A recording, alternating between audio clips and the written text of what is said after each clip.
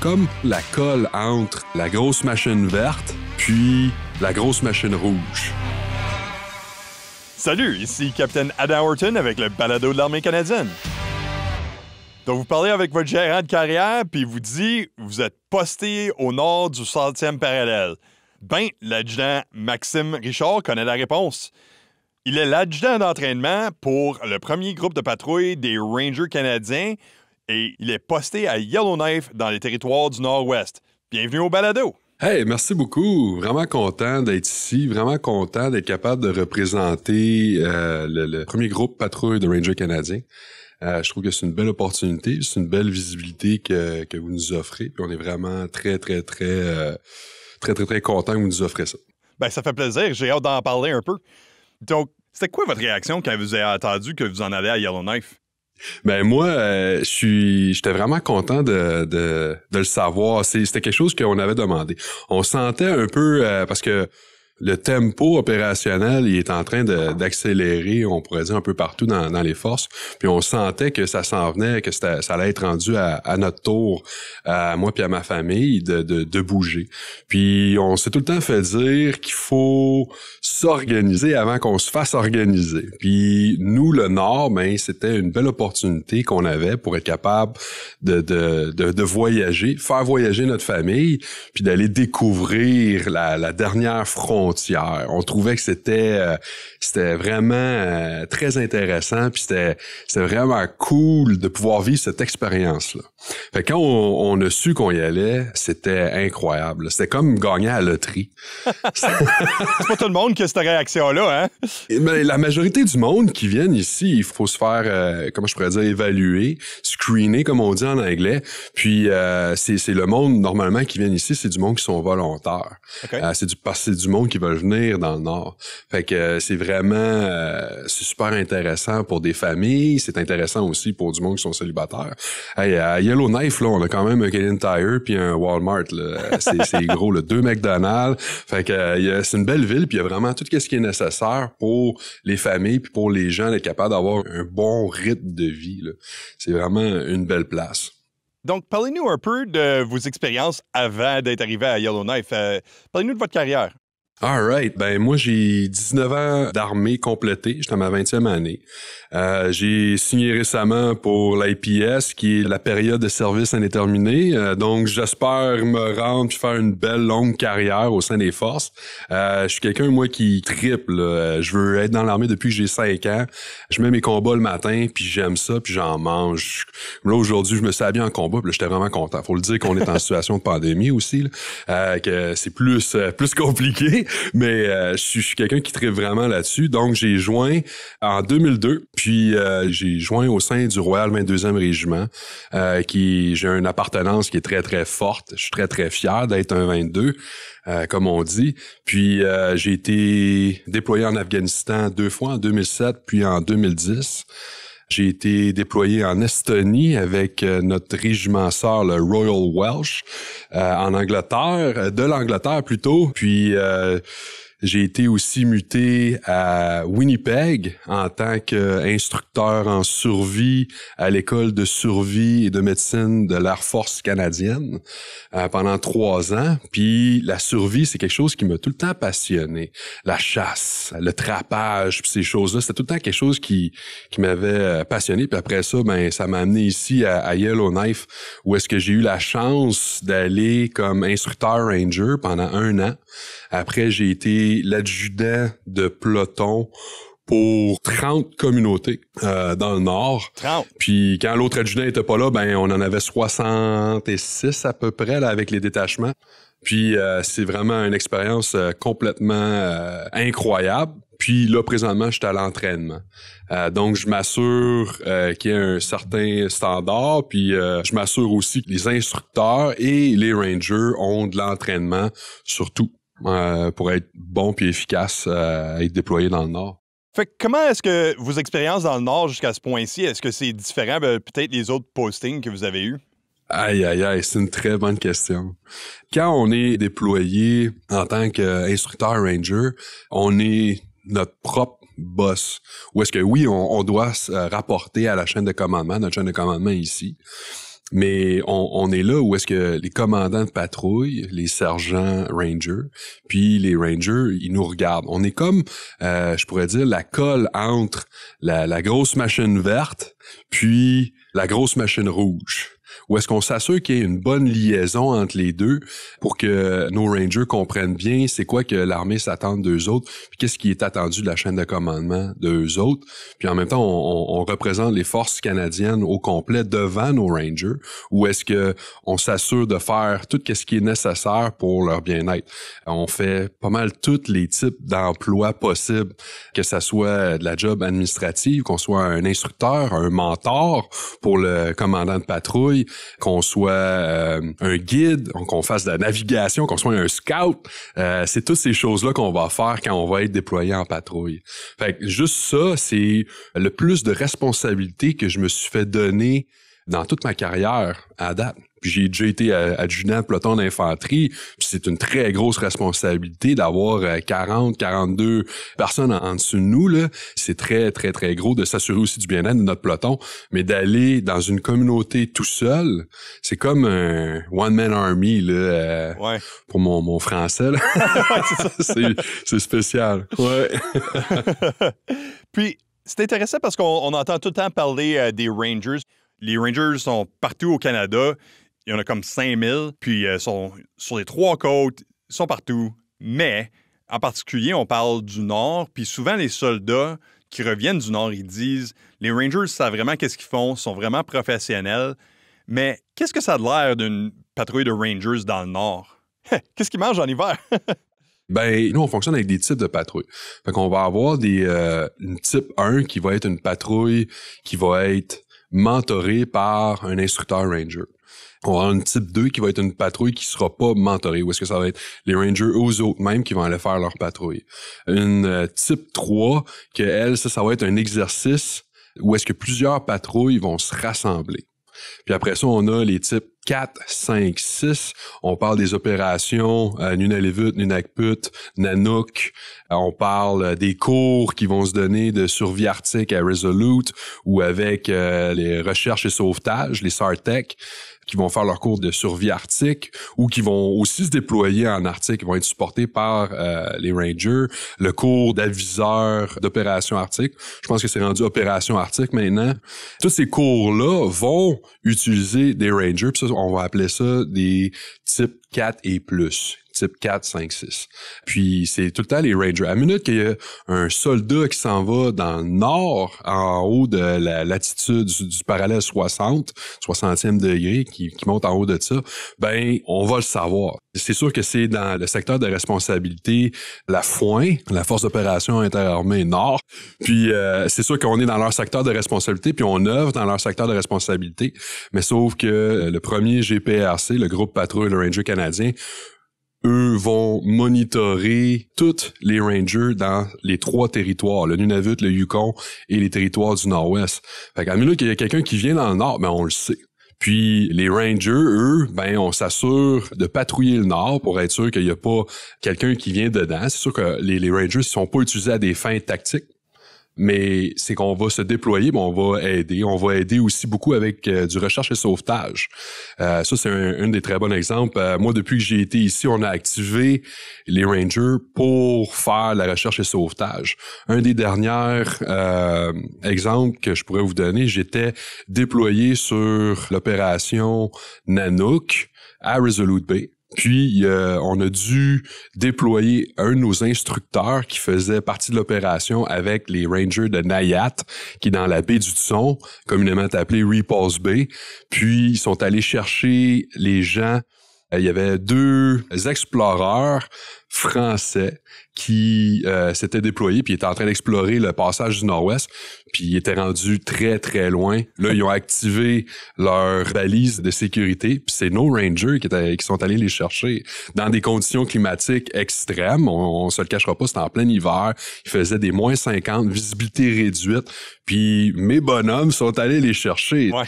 Je trouve ça incroyable. Qu'est-ce qu'ils font? C'est des experts dans leur environnement. Et c'est comme nos guides de l'armée, je pourrais dire, là, ou pour les opérations des Forces armées canadiennes. Fait que c'est vraiment... ils ont une très grosse responsabilité. C'est souvent oublié. Puis on couvert combien de distance dans cette excursion-là?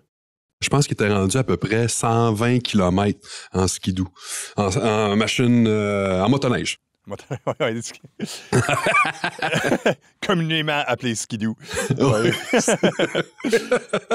Donc, tu sais, même dans l'armée où quand on fait des opérations de démontée, puis on se dit, on va faire une patrouille, des fois, tu sais, c'est peut-être une dizaine de kilomètres, mais habituellement, on va pas vraiment loin, mais dans le contexte de qu'est-ce que vous parlez, peut-être une patrouille, tu sais, c'est pas juste promener dehors pendant un petit peu, puis on en revient, là, c'est vraiment des vastes distances. Oh oui, moi, sur des patrouilles que j'ai effectuées, on faisait des 600, 800 kilomètres. C'était commun, là. J'ai entendu des histoires, moi j'en ai pas fait, mais j'ai entendu des histoires de mes collègues, mes confrères de travail, qu'eux autres, ils partaient sur des 1300 kilomètres. Ça, c'est que ça prend une organisation puis une planification incroyable. Parce que il faut amener notre essence sur nos comatiques, nos traîneaux qui sont attachés en arrière des motoneiges, mais il y a aussi des équipes de chiens de traîneau. On a même des patrouilles à Watson Lake qui ont des chevals. Fait que les gars et les femmes vont faire des patrouilles en cheval.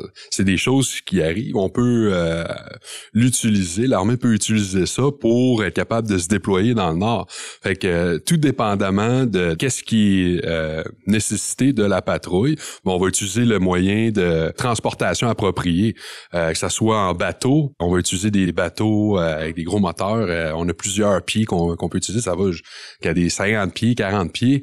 Ils sont capables de se déployer n'importe quand, n'importe où. C'est vraiment, vraiment incroyable. Puis quand on parle, tu sais, on pense à un peloton d'infanterie, t'as comme tes sections, puis la composition est très, on va dire, formelle. C'est quoi la composition d'une patrouille de Rangers habituellement? Ou j'imagine ça basé sur ce que vous avez décrit sur les méthodes de transportation. Je suis sûr que ça peut varier pas mal, mais qu'est-ce que ça a de l'air généralement en termes de composition? Ça va dépendre de la communauté qu'on va aller. On a à peu près 60 communautés, 66 communautés qui sont à l'intérieur du premier GPRC, le groupe patrouille Ranger canadien. Mais dans ces communautés-là, tout dépendamment de combien est-ce qu'il va y avoir de Rangers, ben ça va ressembler normalement à un peloton. On va avoir un commandant de patrouille, un adjoint de patrouille, puis après ça, on va avoir des commandants de section, des commandants adjoints de section, puis on va avoir des rangers qui vont être à l'intérieur de ça. Donc, tout dépendamment, si on a une grosse communauté, comme justement à Nayat, dans la baie du Thson, où est-ce qu'on a plusieurs rangers, c'est plus gros qu'un peloton. Mais il va y avoir d'autres communautés où est-ce qu'on va en avoir un peu moins. Fait que ça va vraiment dépendre de quelle communauté où est-ce qu'on va aller, mais ça ressemble beaucoup à qu'est-ce qu'on va avoir d'un peloton d'infanterie typique, là. OK, ça fait du sens. Donc, vous avez parlé vous-même de vos communautés que vous avez travaillé dedans, ainsi que les patrouilles dont vous avez fait partie. Quelle portion du Nord est-ce que vous avez visité lors de votre temps à Yellowknife? Ben moi, j'ai visité les 3 territoires. J'ai été dans le Yukon, j'ai été à Whitehorse, Mayo, Carmacks, Ross River, Faro. Puis moi aussi, j'étais un chasseur, là. J'ai été sur la fameuse Canal Heritage Trail. Ça, on peut s'en parler après, si vous voulez. OK. C'est quelque chose. Fait que j'ai vraiment été pas mal partout dans les 3 territoires.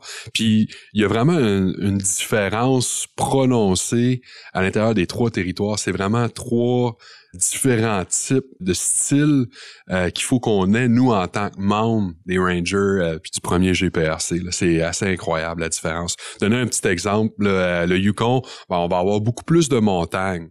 Les territoires du Nord-Ouest, ça va être des collines, arbres mélangés avec pas d'arbres. Puis ça fait une grosse différence. Puis le Nunavut, c'est sans arbres. Puis la première patrouille que j'ai jamais faite à vie, c'était à Chesterfield Inlet. Faisait moins 55 degrés, pas d'arbres, le vent, là, c'était incroyable. Puis on s'était déployé à peu près 80 kilomètres de la communauté. C'était complètement fou, là. C'était un rêve, là. En skidoo, un petit 550 là, Polaris Sidetrack avec un comatique, c'était une méchante expérience. Ça me fait penser, tu sais, j'étais à Charlot une fois, puis il faisait moins 55, puis un autre moins 20 avec le vent, là. Puis, tu sais, dehors pendant une couple de journées avec ça, là, c'est pas le fun. Ah ouais, ben c'est ça. Moi, j'étais à Winnipeg, à l'école de survie, puis souvent, on s'est déployé dans le Nopeming Provincial Park, le parc provincial de Nopeming, puis on faisait des exercices en plein hiver, puis on lançait nos pilotes, nos personnels navigants dans le froid pour survivre, puis ils le faisaient, j'y trouvais, je leur lève mon chapeau d'ailleurs, mais c'était pas quelque chose d'évident, là. Moins 55, là, parce que même dans le Manitoba, il y avait des temps où est-ce que c'était plus chaud dans l'Arctique que au Manitoba, là. Ouais. Puis tu le sens. Donc, avec tout ça, qu'est-ce que vous avez appris? Je veux dire, avec toutes ces expériences-là dans le Nord, là, qu'est-ce que vous avez appris de ça? Ben, moi, je suis venu dans le Nord parce que je voulais continuer à peaufiner mes habiletés en survie. Je me disais que c'était quoi la meilleure opportunité que d'apprendre comment survivre dans l'Arctique que de le savoir puis de l'apprendre par les experts. Moi, je vois nos rangers canadiens comme les experts sur comment vivre dans des conditions climatiques extrêmement incroyables.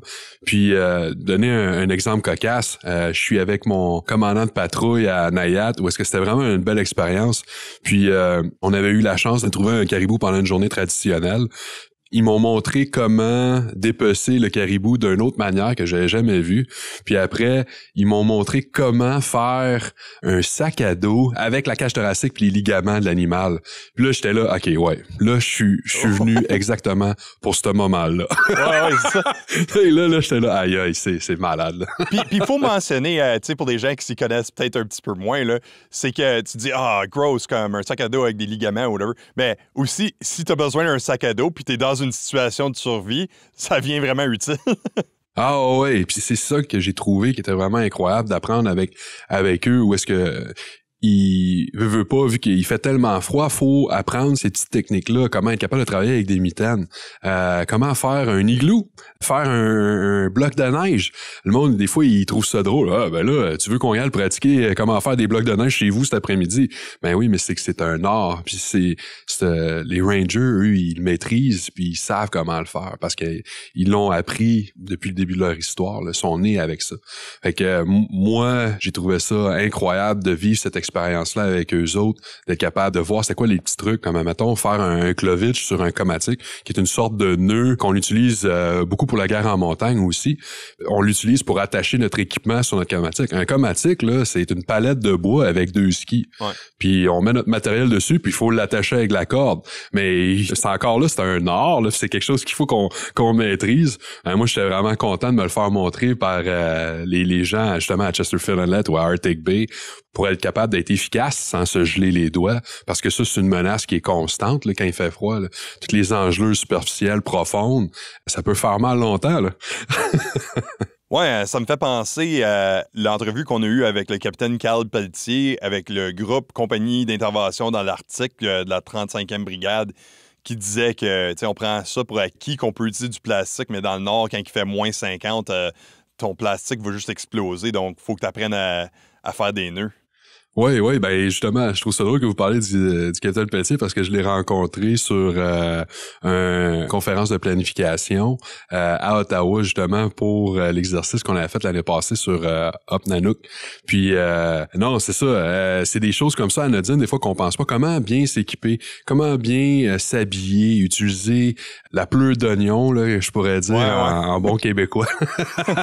comment s'habiller en pleure d'oignon? OK, il commence à faire chaud, ben là, je me dézippe, j'ouvre mes garnitures, puis je vais laisser aérer. OK, j'arrête. Bon, ben là, je me mets une couche isolante de plus parce que là, je sais que je vais être là statique pendant longtemps. OK, j'ai froid, ben je bouge.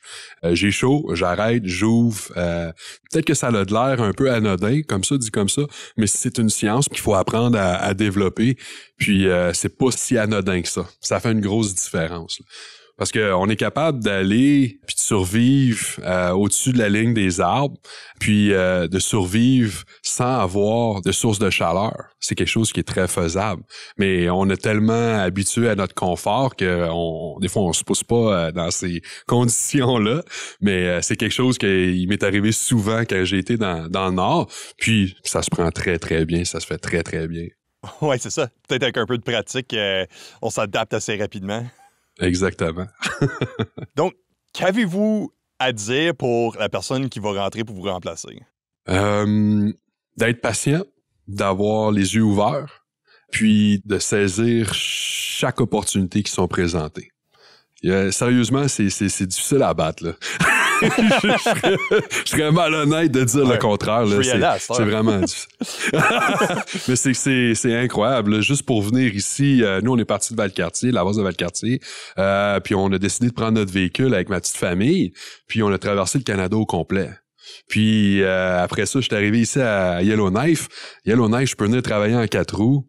On a toutes les commodités nécessaires pour être capable de bien vivre là, ici. Là. Il y a 6 écoles primaires. Il y a plein d'écoles. Les opportunités sont incroyables. Il n'y a pas le trafic qu'on va avoir dans les grosses villes. Là. Moi, je veux me rendre à quelque part, c'est 5 minutes. Je veux aller dans le bois. J'étais un gros gars de chasse, puis de pêche, puis d'aventure, puis de trekking, puis ces choses-là. Puis, je prends mon skidoo, je m'en vais sur la trail qui est à 2 minutes de ma maison. Puis après ça, je peux continuer, puis je peux me rendre jusqu'au passage du Nord-Ouest. Là. C'est incroyable. La dernière frontière. Wow! Bien, merci beaucoup de nous avoir partagé vos expériences. Ça sonne vraiment intéressant. Je vais embarquer un peu, là, fait que vous avez bien fait ça. Merci. OK. Ouais, ben, il faut pas que les personnes hésitent. Si c'est quelque chose qui les intéresse, je pense pas qu'ils devraient hésiter. C'est ça qui est plaisant, justement, dans l'armée, où est-ce que c'est une belle aventure, puis on n'est jamais mal pris. Où est-ce que le monde y arrive ici, là, la communauté militaire, c'est comme une grosse famille, là, pareil. Fait que le monde sont incroyables. Là. Puis les Rangers font partie de cette communauté-là, puis c'est des gens incroyables. C'est vraiment une belle expérience. Wow. Ben, merci encore une fois de nous avoir parlé. Ouais, merci beaucoup. Ça, c'était l'adjudant Maxime Richard du premier groupe de patrouille des Rangers canadiens basé à Yellowknife dans les territoires du Nord-Ouest. Et moi, je suis le capitaine Adam Horton pour le balado de l'armée canadienne. OK, tout le monde, petite minute de santé et sécurité. Regarde, moi j'aime faire de la moto, il y a bien des soldats qui aiment ça. Si vous êtes en moto, faites attention à vous-même. Et si vous ne l'êtes pas, faites attention à ceux qui le sont. Chaque année, il y a des soldats qui embarquent sur leur moto, puis ils se font mal, puis il y a des accidents. Donc, prenez soin de vous. Merci.